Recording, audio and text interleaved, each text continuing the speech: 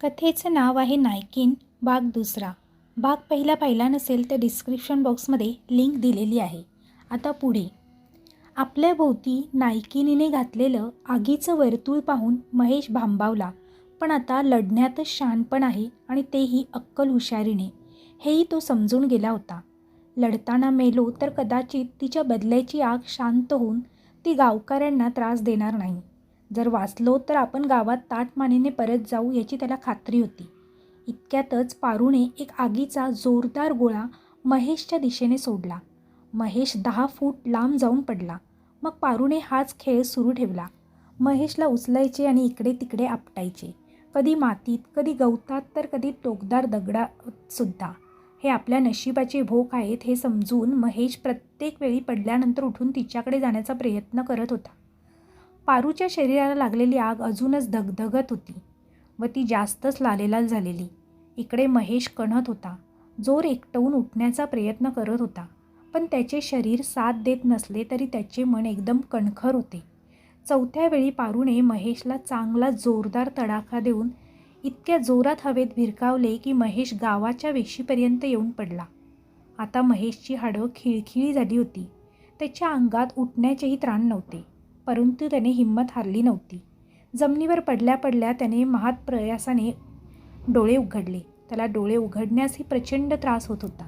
आपल्या डोळ्यावरची माती पुसून महेश शेजारच्याच एका झाडाचा आधार घेऊन उभा राहण्याचा प्रयत्न करू लागला. तो कसाबसा उठला, घसरून पडला, पुन्हा उठला, पुन्हा पडला. उठता उठता त्याच्या लक्षात आलं की गावकऱ्यांनी होम हवन करून पूजेला पवित्र दंड इथेच पुरलेला आहे आणि तो त्यालाच धरून उठण्याचा प्रयत्न करत होता.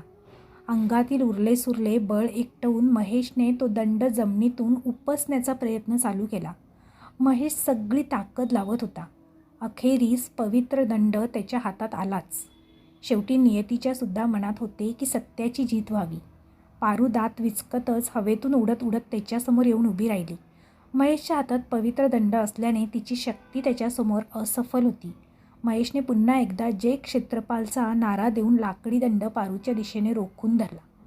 हिंमत असेल तर आता मला हात लावून दाखव. पारूने महेशवर हल्ला करण्याचा प्रयत्न केला. तिने सोडलेला आगीचा प्रचंड मोठा गोळा त्या दंडाला धडकून तिथेच 2 तुकडे होऊन जमिनीवर राख होऊन पसरला. तिने पुन्हा अजून एक आगीचा गोळा सोडला. महेशने चेंडू भिरकावत तसेच त्या आगीच्या गोळ्याला जोरदार तडाखा दिला. तो उलटून पारूच्या अंगाला जाऊन लागला. 440 व्होल्टचा विजेचा झटका बसावा तशी पारू मागे फेकली गेली. पारू पिसाळल्यासारखी करू लागली. इकडे तिकडे आगीचे गोळे बरसावतच होती. परंतु महेशच्या केसालाही धक्का लावणे आता तिला शक्य नव्हते. महेशने आपला दंड घेऊन तिला एक जोरदार फटका दिला आणि काही क्षणासाठी पारूच्या शरीराची आग विझली. ती जमिनीवर जाऊन पडली. इतक्यातच तिकडून शिवा परब ठेचाळत भेलकांडत महेशजवळ पोचला. शिवा आता एक पाऊलही चालण्याच्या परिस्थितीत नव्हता. गावातून इथे धावत आल्याने त्याला पुन्हा ताप भरू लागला होता. तो महेशजवळ आला. त्याला स्वतःच्या शरीराचा तोल सांभाळणेही कठीण होत होते. तो जमिनीवर तोल जाऊन पडणार तोच महेशने त्याला आपल्या एका हाताने पकडले व आधार दिला. शिवाला अशा परिस्थितीत इथे पाहून महेश आश्चर्यचकित झाला. शिवा महेशच्या कानात बोलला, महेश भाऊ, ही चांडाळीन पूर्ण आगीची बनलेली आहे आणि आगीचा सगळ्यात मोठा शत्रू आहे पाणी. कसेही करून हिच्या अंगावर पाणी टाकले पाहिजे, तरच हिला हरवता येईल. शिवाचे हे बोलणे ऐकून महेशचा चेहरा तेजपुंज झाला. त्याच्या अंगात 12 रेड्याचे बळ संचारले. त्याने गवताच्या गंजीवर शिवाला झोपवले. शिवा कणत होता. थंडीने काकडत होता. पडल्या पडल्या तो एकविरा आईचा धावा करू लागला. इकडे महेश दोन्ही हातात पवित्र दंड घट्ट धरून पारूच्या दिशेने चाल करून गेला. काही क्षणांसाठी पारूच्या शरीरावरील पूर्ण आग विझली होती. याचाच फायदा घेऊन महेशने तिला सटासट फटके लावायला सुरुवात केली.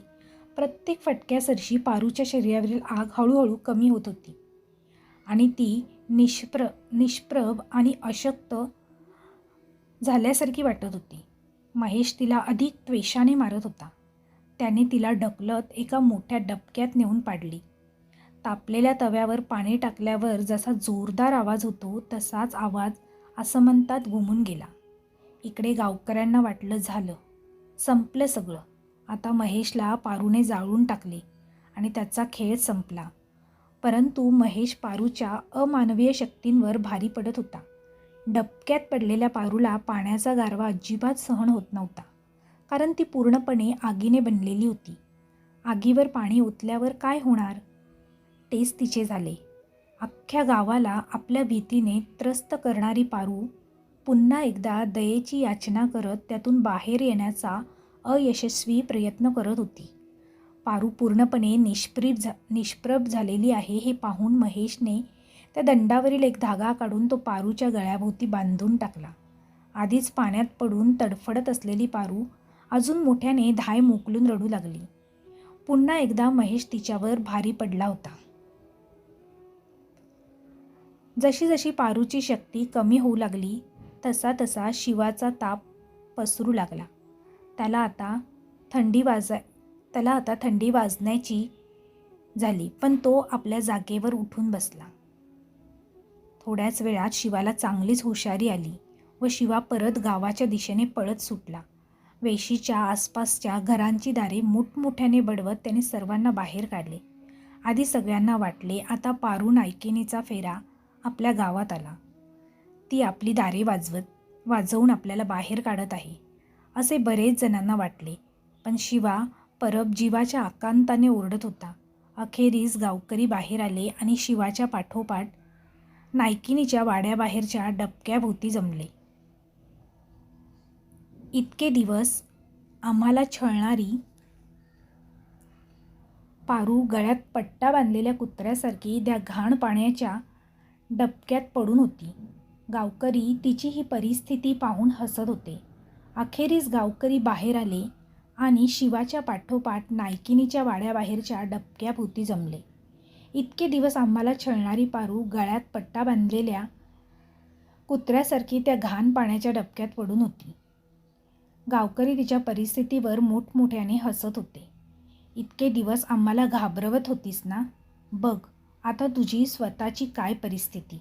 साधी उठून बसण्याची ताकद तुझ्या अंगात राहिलेली नाही.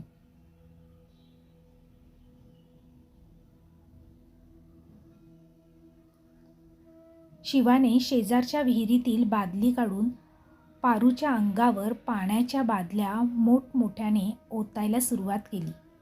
कुलकर्णी बुवांनी लगेच मंतरलेला अंगारा तिच्या अंगावर फेकून मोठमोठ्याने मंत्र म्हणायला सुरुवात केली.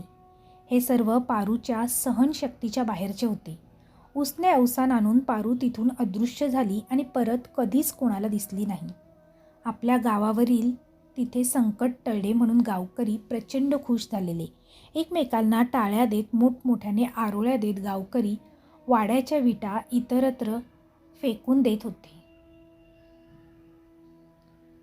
आता महेश एकटा नव्हता, तर त्याच्यासोबत सगळा गाव कामाला लागला होता. गावकऱ्यांनी पारूचा वाडा जमीनदोस्त करून टाकला. त्याच्या विटासुद्धा कोणाला सापडणार नाहीत अशा पद्धतीने त्यांची विल्हेवाट लावून टाकली. आता पारू येथून निघून गेली.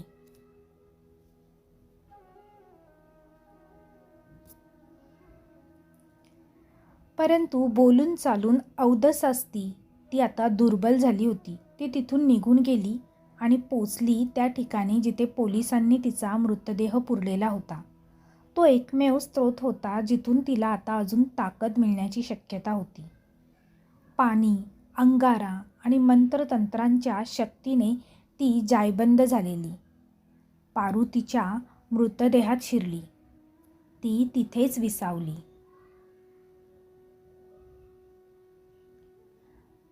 पारूने हार मानली का आणि महेशचे पुढे काय झाले? पारूचा आणि मनीच्या अंगात शिरलेल्या भूताचा काय संबंध?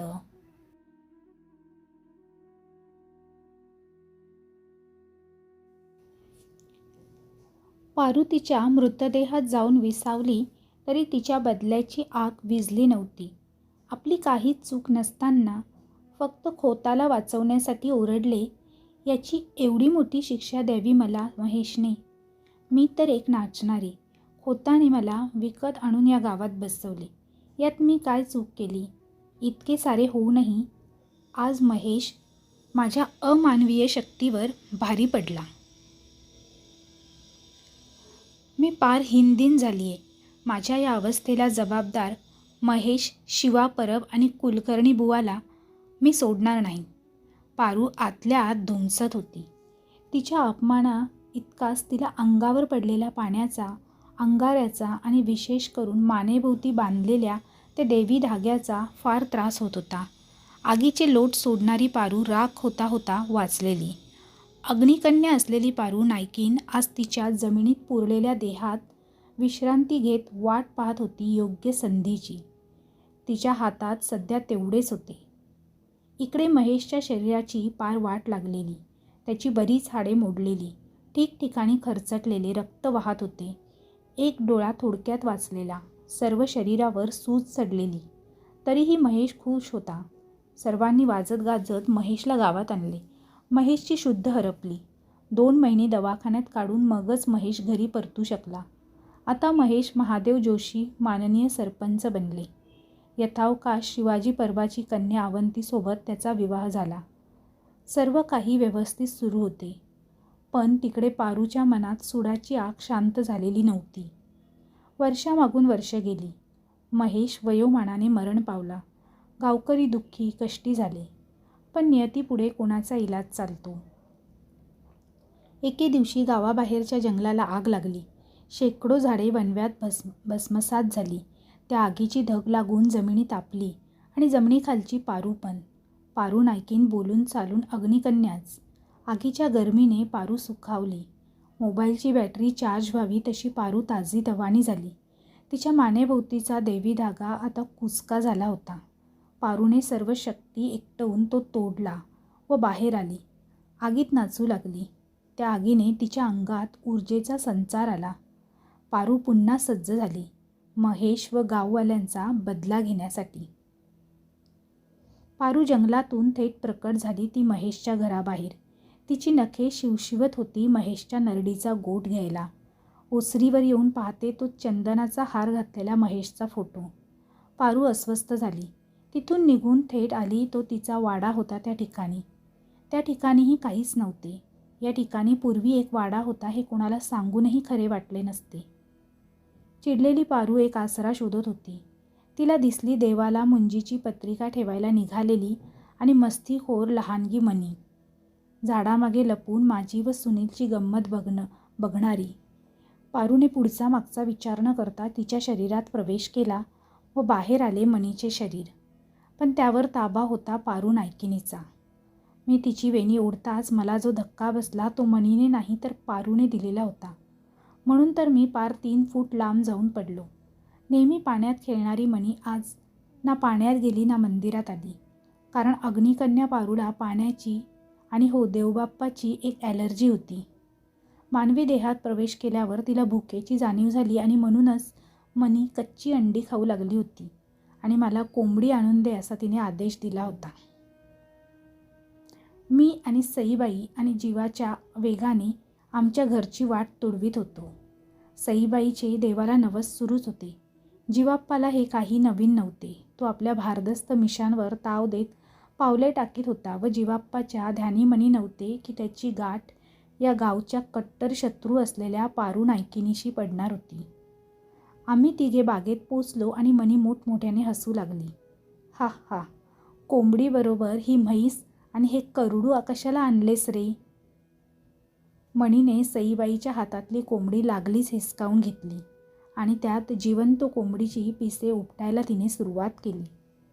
कोंबडी जीवाच्या आकांताने ओरडत होती. मनीच्या आतमध्ये बसलेल्या पारू नायकिनीला म्हणजेच त्या हाडळीला कुठली तिची दया येणार होती. तिला चांगलीच भूक लागल्याचे जाणवत होते.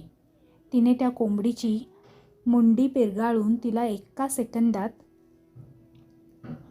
गतप्राण केले आणि तिचा फन्ना उडवण्यात सुरुवात केली. कोंबडी तशी फार मोठी नव्हती पण मनीचं तोंड लहान असल्यामुळे अधिक मोठं तुकडे तोंडात ढकलणे पारूला शक्य नव्हतं. ती हळूहळू त्या कोंबडीचं मांस खात होती आणि तहान लागली की तिचं रक्त पीत होती. अतिशय घृणास्पद प्रकार चालू होता. सईबाई आणि जीवाप्पाला बागेत पाहून माझे आजी आजोबा धावतच तिकडे आले. हा सगळा प्रकार पाहून आजी धाय मोकलून रडायला लागली. सईबाईने तिला शांत राहण्याचा व पारूला अधिकाधिक खायला घालून गुंतवून ठेवण्याचा सल्ला दिला. ती बऱ्याच वर्षांची भुकेली असल्यामुळे तिची भूक अशी मिटणार नव्हती. याच दरम्यान तिला आपल्या काबूत करायचा काहीतरी मार्ग काढायला पाहिजे हे सईबाईने ठरवले होते. मनी एकानंतर एक कोंबडीच्या शरीराचे लचके तोडत होती. जिवाप्पाने कोळसा पेटवून मोठा धूर केला व त्यावर तोंडातल्या तोंडात पुटपुटत मंत्र म्हणत धूप टाकू लागला. त्याने इतका धूर केला की पुढचे काहीही दिसणे अशक्य होते. आपल्या जवळच्या मोरपिसांचा झाडू काढून तो मणीला त्याचा फटका देण्याच्या तयारीत होता. पण सईबाईने त्याला तसे करण्यापासून परावृत्त केले व इशाराने दुसरा काही मार्ग असेल तर बघ असे सांगितले. मोठा धूर झालेला पाहून हळूहळू गावकऱ्यांची गर्दी तेथे जमायला लागली. पण सर्वजण अगदीच शांत होते. कोणाचेही तोंडातून एक शब्दही बाहेर पडत नव्हता. याच वेळी जिवाप्पाच्या मदतीला आलेले कुलकर्णी बुवांचे चिरंजीव. आज परिस्थिती अतिशय नाजूक होती, कारण थेट मणीवर हल्ला केला तर पारूचे कमी आणि मणीच्या शरीराचे जास्त नुकसान होण्याची शक्यता होती. आता फार काही करता येत नाही असे पाहून जिवाप्पा हात जोडून मणीसमोर गुडघ्यावर बसला व म्हणाला, तू कोण आहेस मला सांग. तू कोण आहेस आणि तुला काय पाहिजे. एव्हाना पारूचं पोट भरलं होतं, त्यामुळे तिने आपल्या पुढ्यातला कचरा एका फटक्यात उडवून लावला व जीवाला म्हणाली, बघ माझ्या डोळ्यात, तुला काय दिसते. ओळखलं नाहीस मला मी कोण आहे. अरे एकेकाळी अख्ख्या गावच्या जमिनीचा मालक बनलेला खोत, माझ्या पायाचा दास बनलेला. पारू नाईकीन म्हणतात मला सूड घ्यायचा आहे. तुम्हा सगळ्या गाववाल्यांचा. तुम्ही मला जाळून टाकलं. माझ्या मृत्यूवर मोठमोठ्याने हसलात. लाजा वाटत नाही तुम्हाला. आता आज या गावातल्या एका पण माणसाला मी सोडत नसते. जीवाने पारूसमोर हात जोडले व म्हणाला, तुला काय हवं ते मिळेल. फक्त तू आम्हाला माफ कर आणि इथून निघून जा. पण पारू काहीच ऐकण्याच्या मनस्थितीत नव्हती. कुलकर्णी बुवांच्या लेकाने आपल्या वडिलांकडून पारूबद्दल बरंच काही ऐकलं होतं. तो हे सर्व शांतपणे पाहत व ऐकत होता. पारूला हरवायचं असेल तर तिच्या अंगावर पाणी पडलं पाहिजे किंवा कसले तरी अघोरी प्रकार केले पाहिजेत. पण या सगळ्याचा फटका मणीलाही तितकाच बसू शकतो, म्हणून त्याने युक्ती लढवली. त्याने हळूच गर्दीतून मागे जाऊन आमच्या घरातील टेप रेकॉर्डर काढून आणला व मोठ्या आवाजात शास्त्रीय संगीत वाजवण्यास सुरुवात केली. पारू जरी हडळ झालेली असली तरी बोलून चालून ती एक नर्तकी होती. संगीत वाजायला लागले आणि तिचे पाय थिरकू लागले. मणीच्या शरीरात बसून तिला हालचाल करण्यास बहुधा मर्यादा येत असाव्यात, कारण सुरुवातीला तिने ताल धरण्यासाठी पाय आपटले, पण म्हणावे तसे जमून येत नव्हते. अखेरीस मणीच्या शरीरातून पारू बाहेर पडली व एक प्रचंड स्त्रीच्या आकाराचा आगीचा लोळ त्या शास्त्रीय संगीताच्या तालावर जोरदार नृत्य करू लागला. हे दृश्य जितके भयानक होते त्याहीपेक्षा पारूची नृत्यकला पाहण्यासारखी होती. पारू मणीच्या शरीरातून बाहेर पडून नृत्य करू लागली. मग सईबाईने मणीला पटकन उचलले आणि आजीकडे दिले. तिला देवघरात ठेवण्यास सांगितले. मणी बेशुद्ध झालेली. तिला घेऊन आजी घरात निघून गेली. तिकडे पारूचे तांडव नृत्य सुरूच होते. आता हिला थांबवायचे तरी कसे. गावकरी विचारात पडलेले आणि इतक्यातच जे व्हायला नको ते झाले. अचानक वीज प्रवाह खंडित झाला आणि टेप रेकॉर्डर मधील संगीत बंद पडले. पारूची नृत्याची नशा उतरली आणि ती जमिनीवर आली. ती इकडे तिकडे बघून मणीला शोधू लागली, कारण आता पुन्हा तिच्या शरीरात प्रवेश करणे एवढंच पारू करू शकत होती. मणी तिथे दिसत नसल्यामुळे पारू पिसाळली. आजी मणीला घेऊन देवघरात गेलेली व विष्णू सहस्रनामाचा पाठ सुरू केलेला. आता पारू मणीच्या केसालाही धक्का लावू शकत नव्हती. मग जीवा पुढे सरसावला. जीवाने घुबडाचे रक्त, काळ्या मांजराचे केस, पालीची शेपटी आणि अशा बऱ्याच चित्रविचित्र गोष्टी एकत्र करून बनवलेले रसायन पारूच्या दिशेने फेकले. या रसायनाचा परिणाम झाला व पारू मागे हटली. पण तिने हार मानली नव्हती. ती त्वेषाने गाववाल्यांच्या दिशेने चाल करून येत होती. कुलकर्णी बुवांच्या मुलाने लागलीच नळाचा पाईप चालू करून पारूच्या अंगावर पाण्याचा फवारा धरला. पुन्हा एकदा पारू कमजोर पडत चालली होती. पण सहजासहजी ती हार मानणार नव्हती. ती मोठमोठ्याने ओरडून म्हणाली, मी जाते, पण मी लवकरच परत येईन तुमच्या सगळ्यांचा सूड घेण्यासाठी. लक्षात ठेवा, लक्षात ठेवा. पाहून घेईन सर्वांना, नायकीन म्हणत होती. पारू अंतर्धान पावली. पण ती आता लवकरच परत येणार म्हणून सगळेजण एकमेकांच्या तोंडाकडे पाहू लागले. जीवाप्पाने खाली बसून ध्यान लावले. त्याला फक्त काळाकुट्ट अंधार दिसत होता. त्याने आपल्या गुरुचे स्मरण केले. दीर्घ श्वास आत ओढला. पुन्हा ध्यान लावण्याचा प्रयत्न केला, पण असफल झाला. जीवाने डोळे उघडले आणि आकाशाकडे पाहिले तर काळाकुट्ट अंधार दाटलेला. सूर्य ढगाळ लपलेला. जोरदार वारा सुटला. धुळीचे वादळ सुरू झाले आणि पारू त्वेषाने परत आली. एका हाताने जीवा व दुसऱ्या हाताने कुलकर्णी बुवांच्या लेकाला उचलून हवेत गोल गोल फिरवू लागली. आता मात्र गावकऱ्यांची चांगलीच पाचावर धारण बसली होती. काय करायचे कुणाला काहीच सुचत नव्हते. जीवा आणि कुलकर्णी मात्र पारूच्या तडाख्यात सापडले. तिने बराच वेळ त्यांना हवेत गोल गोल फिरवले आणि आता त्यांना खाली फेकून द्यावे असे पारूला वाटले. पण खेळ अजून संपला नव्हता. थोड्या वेळापूर्वी दाटलेला अंधार, लपलेला सूर्य व आलेली धुळीची वावटळं ही पारूची कमाल नव्हती, तर वरुण राजाच्या आगमनाची नांदी होती. गारांच्या गारास सह जोरदार पाऊस सुरू झाला. त्या पावसाचा तडाखा इतका प्रचंड होता की पारूला सांभाळण्याची संधीच मिळाली नाही. सगळे गावकरी दिसेल तिकडे आडोसा घ्यायला पळत सुटले. पारूच्या हातातून जीवा व कुलकर्णी जमिनीवर पडले. पारूला पावसाचा चांगलाच प्रसाद मिळाला, तोही गारांसह. वरुण राजाने चांगला अर्धा तास पारूचा समाचार घेतला आणि पारू अखेरीस हार मानून तिथून निघून गेली. पारू निघून गेली, पण तिचा कायमचा बंदोबस्त करण्याची गरज आहे म्हणून जीवा आणि बाकी गावकऱ्यांना घेऊन तिचे प्रेत जिथे पुरलेले त्या ठिकाणी गेला. वणवा आता शांत झालेला. पोलीस पाटलाने जिथे पारूला पुरलेले ती जागा दाखवली.